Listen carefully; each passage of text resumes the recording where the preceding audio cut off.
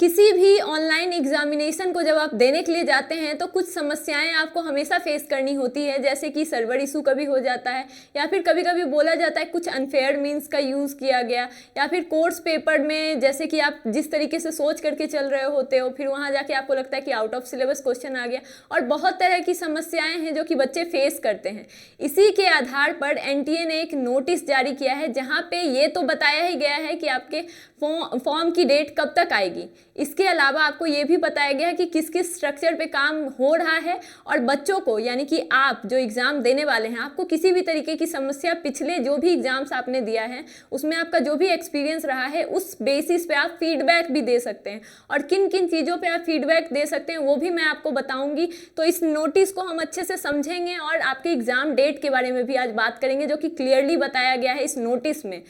और साथ ही अगर आप बच्चे तैयारी करना चाहते हैं एमएससी एमए बीएड की, तो स्वागत है आपका हमारे इस लर्निंग प्लेटफॉर्म पे। आप यहाँ से बहुत ही कम प्राइस में तैयारी कर सकते हो जो कि आपके लिए बहुत ही अफोर्डेबल होने वाला है। 50% ऑफ चल रहा है बच्चों, 4999 फी जो है इसमें 50% के ऑफ का आप अभी फ़ायदा उठा सकते हो। बस 10 स्टूडेंट को ये फ़ायदा होने वाला है। प्रिस्टीन क्लासेस ऐप को आप डाउनलोड करो और जल्दी से जल्दी इनरोल हो और अपनी तैयारी शुरू करो, क्योंकि एग्ज़ाम का डेट अब आ ही गया है समझ लो। और आपके फीडबैक की क्या इंपॉर्टेंस है ये एनटीए ने नोटिस दे करके बता दिया है। तो चलिए समझते हैं कि एनटीए ने क्या क्या बातें की हैं क्लियरली। देखिए यहाँ पे बताया गया है कि CUET जो कि एक क्या है, कॉमन यूनिवर्सिटी एंट्रेंस टेस्ट है, इन्होंने एक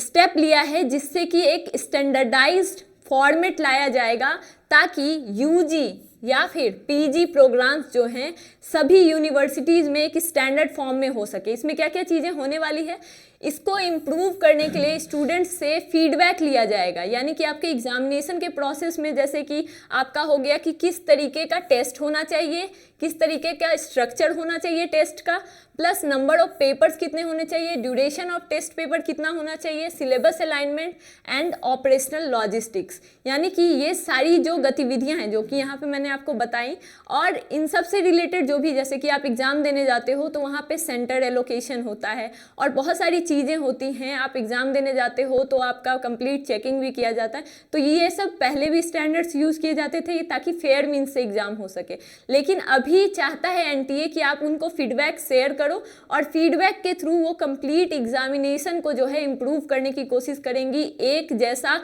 सभी के लिए बनाने की कोशिश करेगी। और ये फीडबैक जो है आप 26/12/2024 तक दे सकते हो, यानी कि दिसंबर 26 तक दे सकते हो। और उसके 15 जैसे ही ये गूगल फॉर्म, यहाँ पे लिंक भी आपको दिया गया है, आप इस लिंक पर जा करके गूगल फॉर्म भर सकते हो और अपने जो भी आपको इम्प्रोवाइजेशन करवाने, फीडबैक देने वो दे सकते हो। उसके आधार पे सारे चेंजेस किए जाएंगे। और जैसे ही ये 26/12/2024 पास करेगा ये डेट, इसके 15 दिन के भीतर आपके फॉर्म को जारी कर दिया जाएगा, यानी कि इसके बाद ही आपका 26/12/2024 की अगर हम लोग बात करें तो आपका एप्लीकेशन डेट कब तक आएगा, ये एक्सपेक्टेड है कि आपका 10 to 15 जनवरी तक, यानी 2025 में, ठीक है, 10 to 15 जनवरी 2025 तक आपका एग्ज़ाम का फॉर्म आ जाएगा। तो अब आप देर मत करो, तैयारी अभी शुरू करो, क्योंकि अभी तैयारी नहीं शुरू करोगे तो बहुत पीछे रह जाओगे। अगर आपको ये वीडियो अच्छी लगी हो तो लाइक, शेयर और सब्सक्राइब जरूर करें और ऐसे ही नोटिफिकेशन के लिए हमारे साथ बने रहें।